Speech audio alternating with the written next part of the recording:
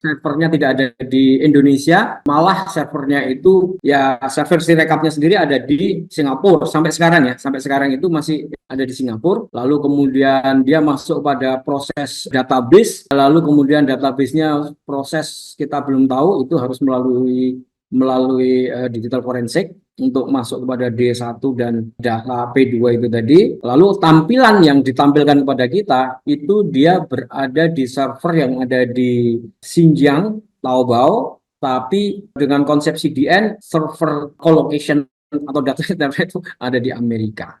Nah, jadi keanehan-keanehan ini menurut saya menjadikan nasib suara rakyat itu kok dipermainkan ya. Dia tidak boleh menggunakan server yang ada di luar negeri, tapi ini seluruh servernya tercatat Alibaba.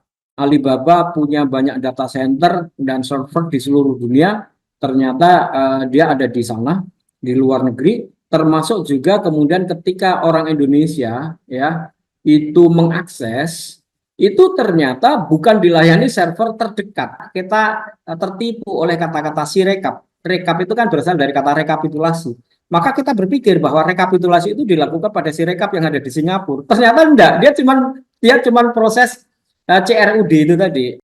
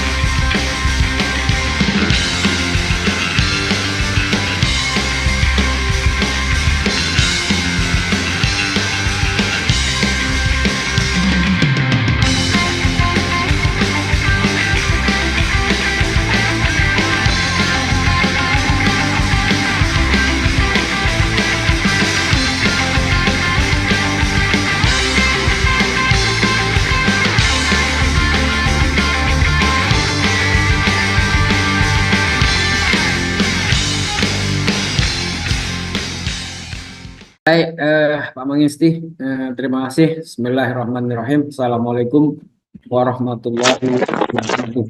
Sirekap dan nasib suara rakyat. Nah, saya kira Sirekap ini sudah menjadi perbincangan luas dan bukan hanya saya saja ya yang membicarakannya sekarang. Dulu Situng, sekarang Sirekap. Nah, Sirekap itu kemudian update paling akhir yang menjadi perbincangan itu kan di hit atau tidak ditampilkan grafik ya, tapi itu sebenarnya cuman di hit aja, cuman disembunyikan. Dia sebenarnya masih tampil. Kalau saya masih bisa menampilkan. Nah, kalau mau tahu, saya masih bisa menampilkan. Ya ini.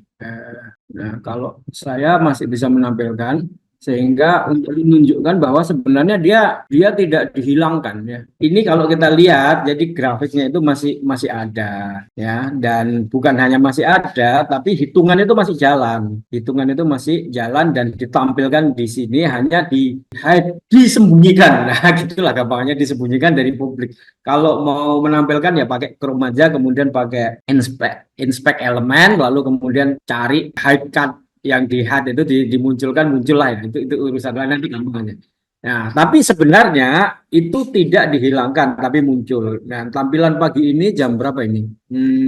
Itu ya ini. Jadi dia masih 75% ya. Nah, ini 75%, 75%. Enggak, totalnya ini sudah masuk berapa? Itu masih dihitung. Tapi seperti saya perkirakan sebelumnya, itu ketika sudah mencapai 70% atau 75% itu pasti akan lambat atau terhenti. Karena saya tidak banyak menganalisa macam-macam, saya hanya mengatakan ini sama persis seperti 2019 kan gitu. Jadi yang berjalan ini situng ya, yang berjalan ini situng. Nah, ini nanti saya akan tampilkan beberapa sketsa untuk menunjukkan bahwa itu situng, dia bukan sirekap. Nah, di mana si rekapnya tidak berfungsi dan di mana si rekap itu sebenarnya berada dan apa saja yang dilakukan si rekap. Sehingga kemudian di sini kita bisa diskusikan ya apa yang terjadi. Nah, sekarang saya mau tampilkan desain awalnya dulu ya. Desain awal dari dugaan kenapa dia sama seperti 2019. Ini tampil ya. Nah, jadi kenapa dia saya katakan sama dengan 2019? Jadi algoritma ini sebenarnya algoritma tahun 2019. Waktu itu saya presentasikan di KPU pada tanggal 14 April tahun 2019, 3 hari menjelang Pilpres, di mana saya mengkhawatirkan sesuatu yang akan terjadi dengan adanya 17,5 juta DPT yang tidak dihapus. Nah, kalau 17,5 juta DPT yang tidak dihapus, sementara saya membuktikan banyak hal bahwa DPT itu banyak yang tidak ada orangnya. Nah, jadi DPT ada tapi tidak ada orangnya. Nah, kalau DPT itu ada tapi tidak ada orangnya, maka artinya KPU itu mencetak surat suara yang surat suara itu tidak ada orangnya. Artinya dia tidak akan nyoblos. Nah, surat suara itu ada di mana? Saya katakan surat suara itu pasti beredar di luar kontrol KPU.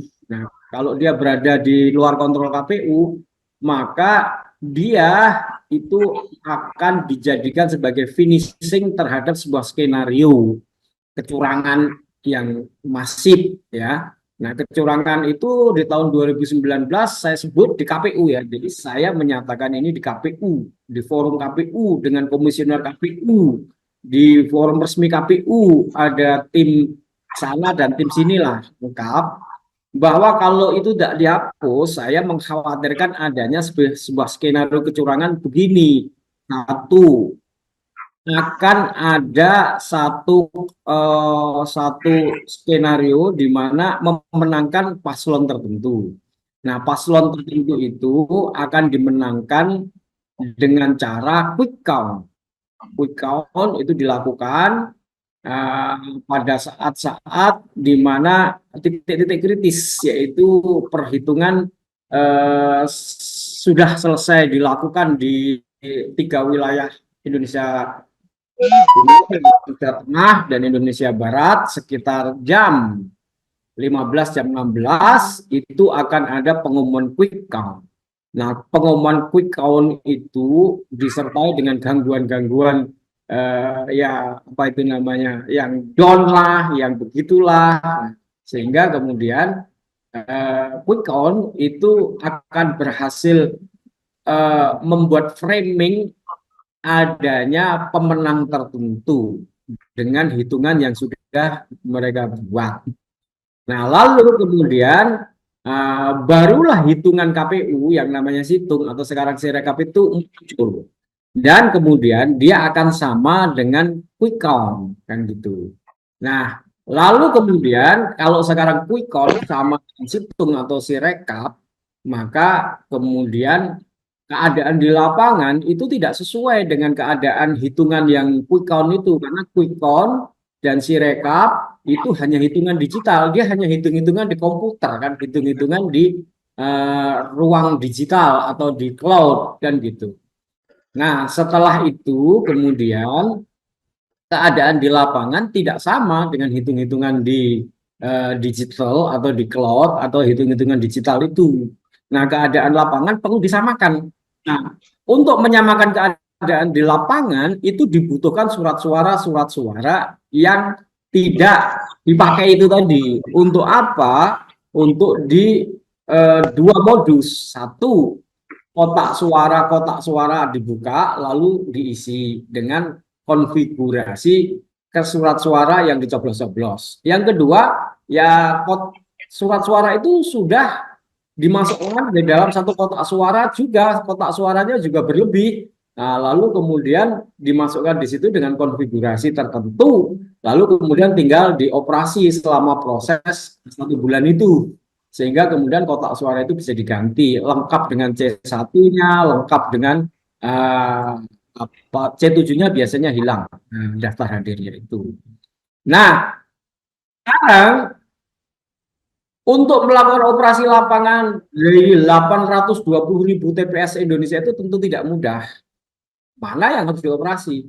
Nah, 17,5 juta itu memberikan petunjuk. Kenapa? Karena 17,5 juta itu ada kode-kodenya. Kode 0107 dan kemudian 3112, artinya yang mereka lahirnya bulan tanggal 1 bulan 7 dan tanggal 31 bulan 12 itu terakumulasi kepada TPS-TPS tertentu di Jawa, se-Jawa itu terkonsentrasi di 19.400 TPS. Ya. Jadi satu TPS itu misalnya di Tulungagung, ada di Bangkalan, ada di Sampang, ada di Pamekasan, ada di Sukabumi, itu bisa berisi orang dengan kode tanggal lahir sama sampai ratusan. Nah, itu alamat, sehingga alamat itulah yang digunakan untuk melakukan operasi. Jadi oke, melalui sebuah konfigurasi tertentu, maka kemudian dia membutuhkan suara berapa untuk memenangkan paslon tertentu, atau kalau dalam tahun 2024 ini untuk bisa menang satu putaran dan kemudian angkanya itu mencapai 57%, maka berapa suara yang harus ditambahkan. Nah, berapa suara yang harus ditambahkan itulah kemudian menggunakan surat suara dari DPT yang tidak terverifikasi dan tidak tervalidasi, sehingga surat suara itu beredar di luar, dan itulah yang kemudian dilakukan operasi. Nah, gitu. Itu skema algoritma ini ya. Jadi urutan algoritma itu begitu. Ini algoritma yang saya tulis ini bukan hal yang baru. Ini algoritma 2019. Hanya kemudian dia saya tulis ulang untuk tahun 2024 yang kemudian di sini ada DPT 54 jutanya. Jadi dengan menggunakan 54 juta DPT bermasalah, kita tidak tahu sesungguhnya yang real berapa, yang benar-benar invalid berapa, itu kita tidak tahu karena KPU menolak melakukan validasi dan verifikasi. Sehingga kemudian kita tidak tahu, maka saya tetap mengasumsikan 54 juta. Let's say katakanlah 50%, itu berarti ada 25 juta lebih ya DPT, yang itu artinya kita tidak tahu orangnya ada atau tidak. Untuk mengatakan orangnya ada atau tidak itu kan cuma simpel. Untuk case ganda, di mana misalnya ada nama yang sering saya sebut itu 11 terulang. Namanya sama persis, TPS-nya sama, umurnya sama. Artinya itu adalah satu orang, tapi di dalam DPT tertulis 11 kali. Nah, ketika kemudian dicetak, kan menyetaknya 11, karena pencetakan itu kan dilakukan berdasarkan DPT final 2 Juli. Nah, berarti di situ ada sesungguhnya hanya satu orang kan nama itu, yang Galan Priatmaja itu. Nah, lalu kemudian yang 10 itu kan sebenarnya tidak ada orangnya. Oh, ini cuma digandakan. Nah, 10 berarti akan ada tercetak 10 surat suara. 10 surat suara itu mana? Itu yang maksudnya validasi dan verifikasi. Untuk sebenarnya saya minta tolong itu suara yang surat suara yang 10 itu jangan diedarkan, harus diamankan atau dimusnahkan. Itu untuk case yang itu. Sementara case-nya kan bermacam-macam, ada 54 juta. Nah, itu berapa yang valid dan berapa yang tidak, itu tidak dilakukan. Nah, dan bahkan KPU memberikan jawaban yang tidak masuk akal ya. Nah, sehingga kemudian saya menduga ada banyak surat suara yang beredar. Nah, gitu. Nah, oleh karena itu, maka finishing terakhir itu adalah bagaimana melakukan penyesuaian di lapangan, gitu ya. Dan oleh karena itu, maka sistem IT-nya juga untuk bisa mengakomodir peristiwa 2019 seperti dalam algoritma itu, maka dia harus membuat sistem IT-nya ya sama seperti situng. Nah, disitulah kemudian saya akan munculkan ya ini situngnya. Ya, apa tuh namanya? Saya akan munculkan sketsa ya, yang saya buat, yang dibuat oleh tim gitu ya, untuk memudahkan apa yang ingin saya sampaikan ini. Ya, oke, nah jadi ini sketsa ekosistem IT KPU ya yang kita sederhanakan, yang kemudian sekarang ini kita saksikan dan beroperasi itu adalah seperti ini. Nah, ini dia Sirekap itu ada di sini nih, sebelah kiri yang saya sebut sebagai W1. Inilah Sirekap yang kemudian dia berada di cloud service Alibaba yang ada di Singapura yang sudah ramai dibicarakan orang itu, yaitu alamatnya ada di sini nih, sirekap web.kpu.go.id. Nah, ini yang disebut sirekap, yang sering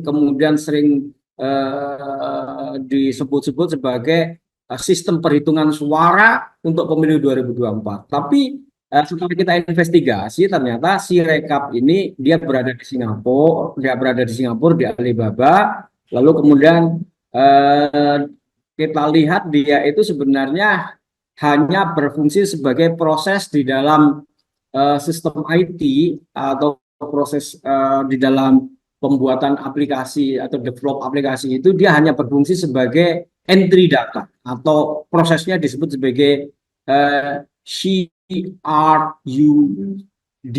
CRUD atau create, read, update, and delete. Proses yang disebut sebagai entry data, proses menulis, proses membaca, melakukan update dan delete. Nah, inilah proses yang ada di Sirekap yang ada di P1 ini. Nah, ini yang kemudian disebut ada kamera OCR-nya, OMR-nya. OCR itu kamera pembaca karakter ya. Jadi angka itu ketika dipoto maka menghasilkan angka sehingga tidak perlu orang menulis, tapi angka itu dipindah, itu namanya proses OCR. Kemudian ada proses OMR. OMR itu ya optic mark read ya. Itu ya seperti kita UMPTN, kemudian kita mencoret-coret apa itu namanya jawaban yang kemudian kita pilih itu dengan uh, pensil 2B itu OMR. Nah, Pilpres itu lebih menggunakan OMR-nya. OMR dibaca oleh proses yang dilakukan oleh si rekap itu. Nah, lalu kemudian menghasilkan data, data itu dikirim ke D1 ini, data D1 ini data ya. Nah, disitulah kemudian proses foto C1 yang dipoto dari kamera itu disimpan, lalu kemudian hasil pembacaan OCR OMR itu disimpan di D1 itu. Nah, lalu kemudian dari D1 itu dia dipindah kepada P2. P2 itulah proses di mana ada rekapitulasi atau perhitungan. Nah, di situ yang kemudian penambahan, pengurangan dan lain sebagainya itu terjadi di P2 itu. Nah, sekarang P2 itu sudah tidak berada lagi di Singapura. Kita lihat P2 itu, kalau kita lihat data-data yang ada di situ, itu sudah menunjukkan proses di mana dia sudah berpindah di ini. Nah, sekarang dia sudah berpindah ya W2. W2 itu berbeda dengan W1. W2 itu apa yang sering kita lihat nih, yang tadi itu yang saya tunjukkan itu. Ini publik melihat. Nah, ini W2. Ini pemilu 2024.kpu.go.id yang beralamat IP 4724624624 Nah, ini yang kemudian kalau dicek itu dia beralamat di Xinjiang ya, Taobao, Xinjiang Taobao di Cina. Nah, dan berarti dia sudah berpindah server, tidak berada di server Singapura, walaupun sama-sama Alibaba kan gitu. Nah, di sini apa yang terjadi prosesnya adalah proses P2 itu melakukan proses penambahan penjumlahan, lalu kemudian diubah menjadi data yang data statis ini untuk siap ditampilkan. Nah, ketika ditampilkan dia ditampilkannya di server yang ada di Taobao, Xinjiang. Nah, Xinjiang Taobao itu kan berada jauh dari Indonesia. Nah, kalau kita lihat di sini tuh ada pemilu 2024 kpu.go.id .cdn cdn gslb.com itu menunjukkan adanya CDN dan load balancer. Nah, berarti ini menggunakan teknologi CDN, yang teknologi CDN itu sebenarnya digunakan untuk sebuah jaringan server yang bersifat global, dan pengunjung di negara di satu area itu akan dilayani di area di mana dia berada. Jadi misalnya Indonesia itu dia mestinya dilayani oleh server yang terdekat dari Indonesia. Alibaba itu punya server atau data center yang ada di Indonesia, di Singapura, ada di Cina, di Hong Kong, ada di Amerika, dan lain sebagainya. Nah, jadi kalau mengikuti teori CDN, harusnya pengunjung yang ada di Indonesia ini, publik yang ada di Indonesia ini, harusnya dilayani oleh server yang ada di Indonesia. Tapi aneh bin ajaib, dia malah dilempar ke Cina, di Xinjiang. Ini teorinya ini berkebalikan dengan teori CDN. Orangnya di Indonesia ada 200 jutaan yang mengakses, kenapa malah dialirkan kepada server yang ada di Xinjiang, Taobao. Nah, jadi sekarang saya mengatakan si rekap ini sebenarnya gagal berfungsi karena di situ tidak ada proses rekapitulasi atau proses hitung. Ternyata dari sini dia itu hanya proses baca saja. Proses bagaimana dia mengentry data dengan menggunakan si rekapnya kemudian gagal berfungsi sehingga proses yang disebut dengan create, read, update, and delete ini banyak mengalami kegagalan. Awalnya KPU mengakui sebanyak 2.300, lalu belakangan dia mengakui melalui konferensi pers ada 154.541 TPS anomali, artinya penjelasannya adalah anomali itu gagal berfungsinya proses CRUD-nya ini ya, root-nya ini atau create, read, update, and delete yang dilakukan oleh OCR dan MR dan OMR. Nah, alasan inilah yang saya kira orang-orang IT atau orang-orang yang di perguruan tinggi itu tidak bisa menerima. Kenapa? Karena OCR dan OMR itu adalah teknologi yang udah proven, udah dipakai di perguruan tinggi lama. Apalagi untuk pilpresnya kan pakai OMR. Itu persis seperti UMPTN itu, tidak ada dia menghasilkan angka seperti apa yang dihasilkan oleh KPU itu. Bagaimana akurasinya itu sudah tinggi, bagaimana misalnya angka 118 itu bisa berubah menjadi 136.118. Jadi 136.118. Lalu angka 886 bisa berubah menjadi 886. Angka 78 bisa berubah menjadi 878. Dan kemudian polanya itu hanya terjadi di 0002. Ada di tempat lain juga ada 0103, tapi tentu saja itu tidak dominan. Dominannya itu ada di 02. Jadi salah baca itu kan misalnya 1 dibaca 7. Nah, ini kan tidak. Jadi pola kesalahannya itu tidak bisa diletakkan kepada pola kesalahan OCR atau OMR. Jelas tidak. Nah, proses yang terjadi di OCR dan OMR itu kesalahannya tentu akurasinya udah tinggi, tidak mungkin seperti itu. Dan juga yang kedua adalah kalau KPU itu mendevelop sebuah aplikasi itu sesuai dengan apa yang ada di dalam undang-undang dan di dalam PKPU, di mana setiap TPS itu maksimal 306 dan dia kunci di situ, maka kemudian harusnya tidak bisa ada angka melampaui itu yang masuk, sekalipun itu dibaca oleh OCR dan OMR.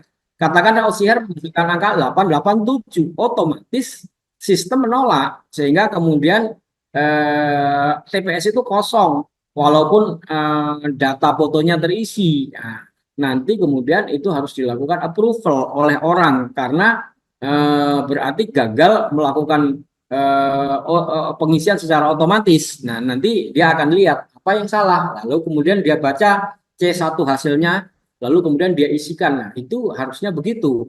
Nah, tapi di sini si rekap atau situngnya KPU itu membuka ruang atau celah di mana ada yang bisa menuliskan angka sampai 500.000, 300.000, atau ratusan ribu. Nah, terjadinya penulisan angka itu tentu saja by design. Kenapa? Karena seharusnya di proses P2 atau setidaknya di D1 itu harusnya sudah dikunci gitu loh, sudah dikunci. Kalau dikunci maka kemudian nggak akan ada angka masuk seperti itu. Nah, kemungkinan adanya intruder bisa aja intruder P3 itu masuk ke D1.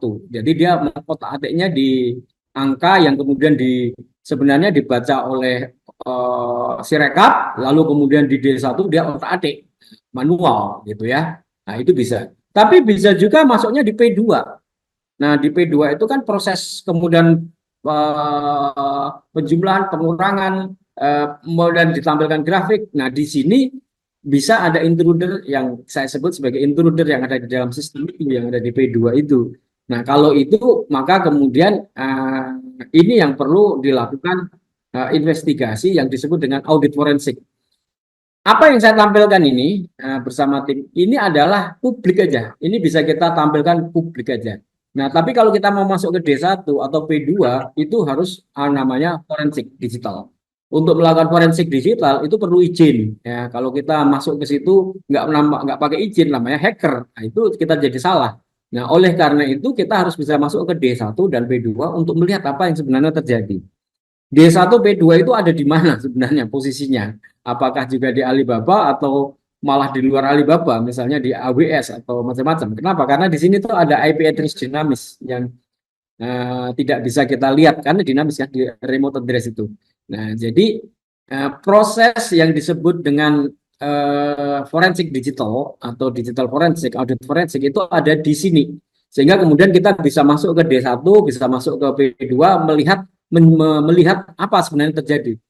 Angka 136, 118, 887, 88778 itu sebenarnya dihasilkan oleh orang yang mengubah atau dihasilkan oleh software. Itu jawabannya adalah ketika kita bisa masuk ke D1 atau P2. Itulah yang disebut dengan audit forensik.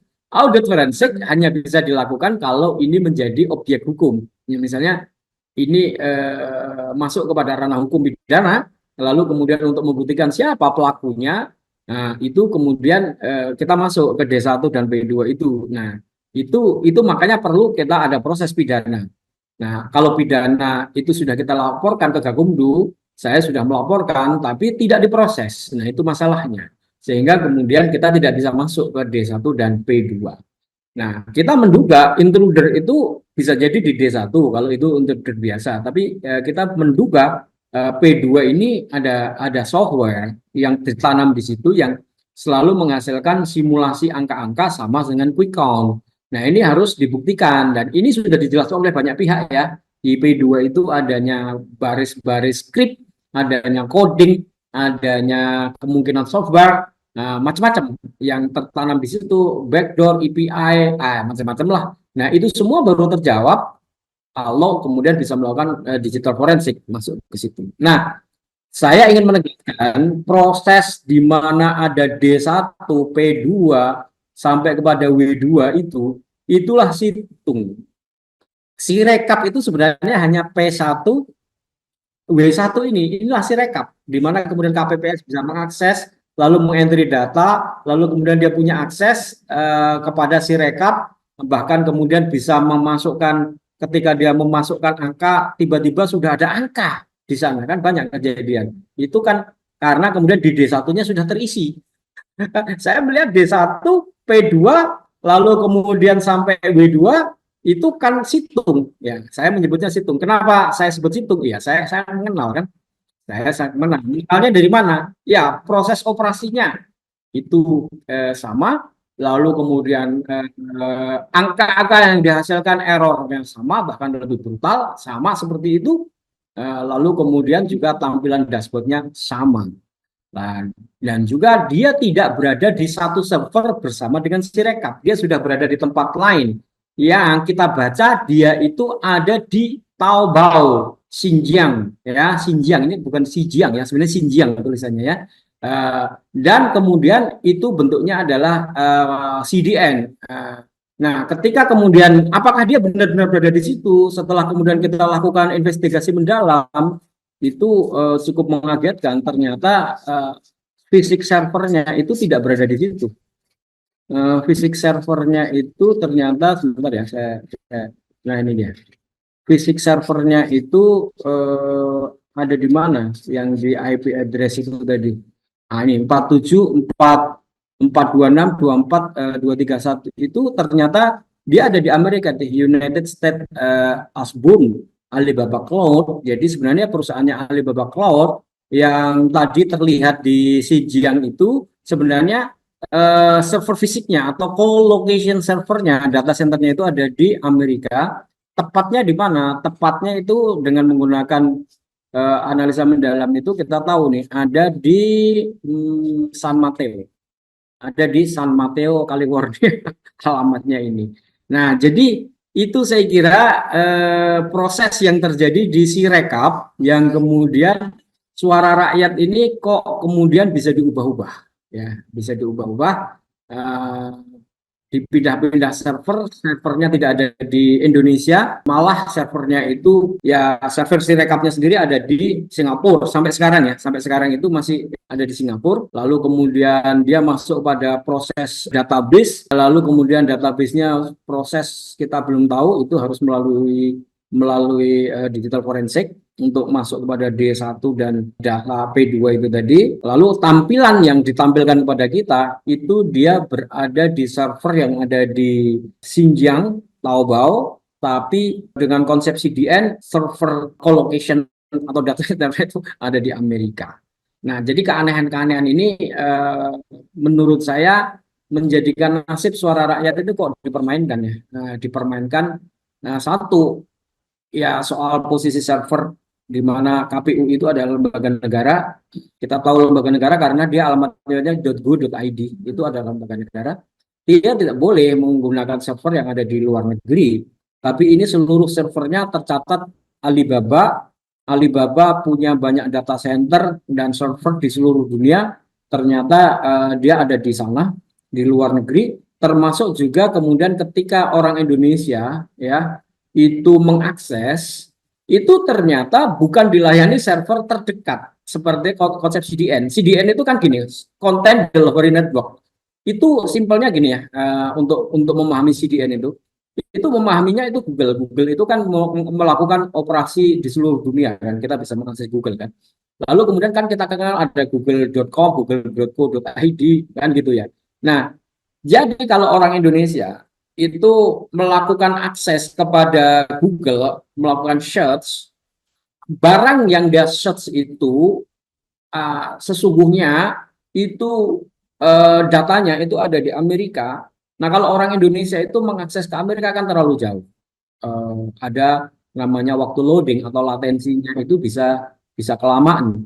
Oleh karena itu Google itu dengan teknologi CDN itu mendeliver konten-konten yang diakses oleh orang Indonesia itu pada server yang ada di Indonesia. Ya, sehingga kemudian kita itu tidak perlu pergi ke Amerika, cukup mengakses server yang ada di Indonesia, maka kita sudah mendapatkan akses dan data dengan cepat sekali. Latensinya itu apa itu namanya, kita tidak terlalu berhadapan dengan latensi yang loadingnya lama. Itu konsep VDN lah. Ini kok berkebalikan. KPU itu untuk warga negara Indonesia, pemilih di Indonesia yang jumlahnya 204 juta, ya kan? Lalu si rekapnya dia udah pergi dari Indonesia di Singapura itu udah melanggar, tapi dia dekat ya, dia dekat dari kita. Tapi di situ ternyata cuma fungsi untuk entry data, membaca data. Kita tertipu oleh kata-kata si rekap. Rekap itu kan berasal dari kata rekapitulasi.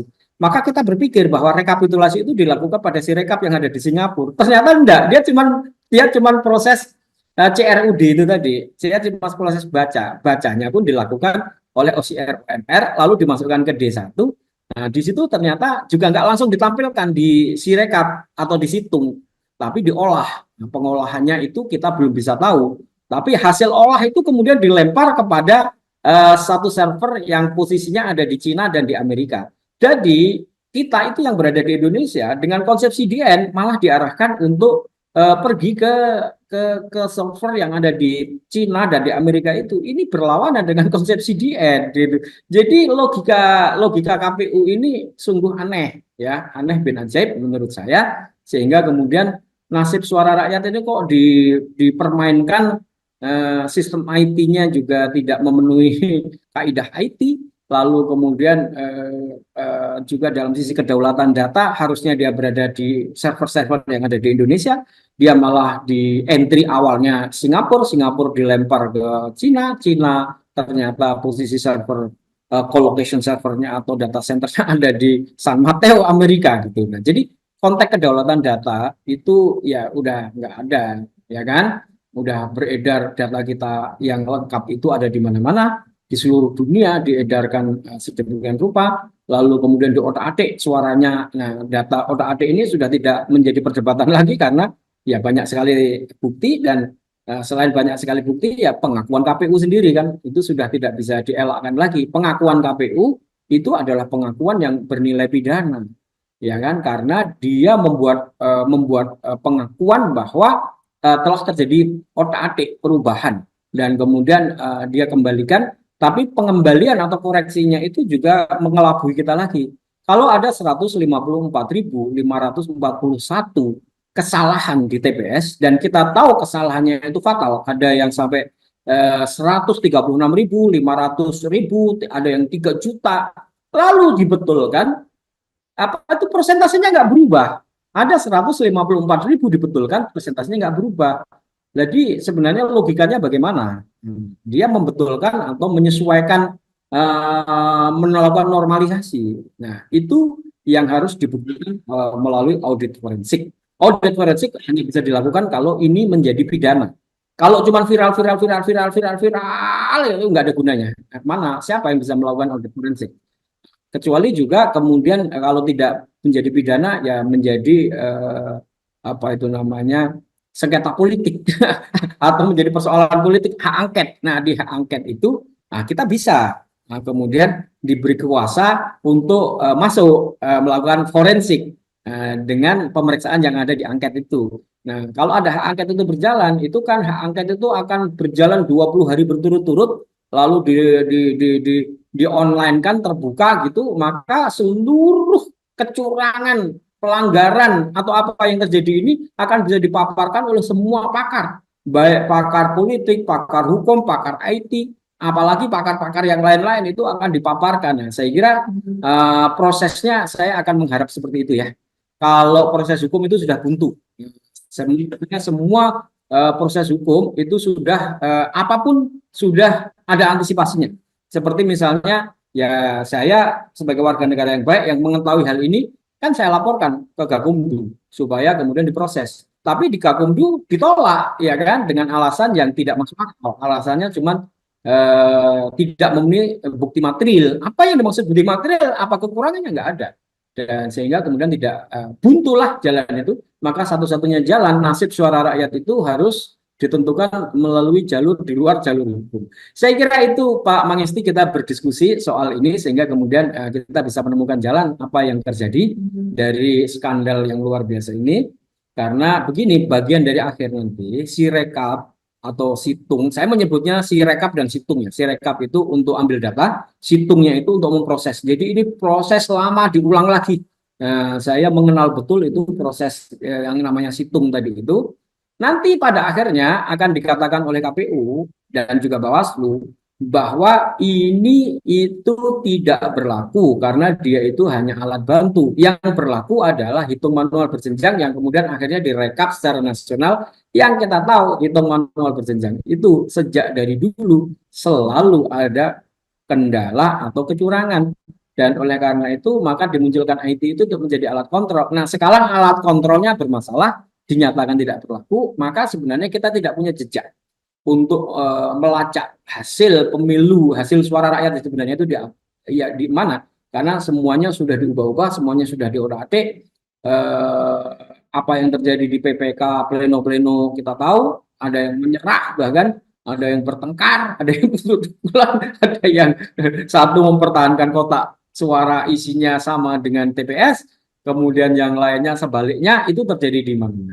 Nah, itulah proses yang sedang kita hadapi dan masih berjalan. Nah, saya berharap ini bisa kita diskusikan untuk kita cari jalan keluarnya supaya nasib suara rakyat itu harusnya ya menjadi keputusan yang benar, prosesnya benar, diambil secara benar, langsung umum bebas rakyat, jujur dan adil, dan menghasilkan satu proses demokrasi yang benar.